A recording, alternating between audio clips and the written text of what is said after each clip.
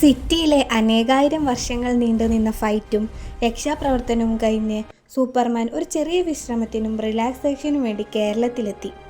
Green Valley റിസോർട്ടിൽ room book ചെയ്തു. അവിടുത്തെ പച്ചപ്പും ഹരിതാപവും കണ്ട് 2 ദിവസത്തെ സുഖവാസവും കഴിഞ്ഞു.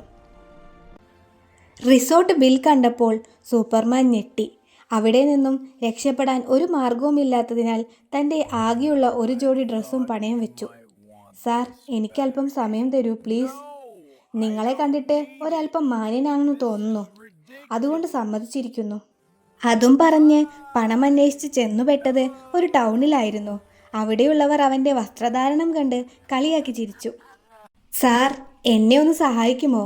എനിക്ക് 2 ദിവസത്തിനകം 10,000 രൂപ വേണം. ഓ, അതിനെന്താ, നീ എൻ്റെ കൂടെ കൂടിക്കോ. അങ്ങനെ രാവും പകലും അധ്വാനിച്ചു. അതുവെച്ച് റിസോർട്ടിലെ ബില്ലുമടച്ചു. തടി തപ്പാനുള്ള പ്ലാനിങ്ങിൽ നിൽക്കുമ്പോഴാണ് പുറകിൽ നിന്നൊരു വിളി വന്നത്. സൂപ്പർമാൻ, ഞങ്ങളെ വിട്ടു പോകല്ലേ, ഇനി ഇങ്ങോട്ട് വരില്ലേ? അവർ കരഞ്ഞു പറഞ്ഞു. ഇനി ഈ ജന്മത്തിൽ ഞാൻ കേരളത്തിൽ വരില്ല, സൂപ്പർമാൻ മനസ്സിൽ ഉറപ്പിച്ചു.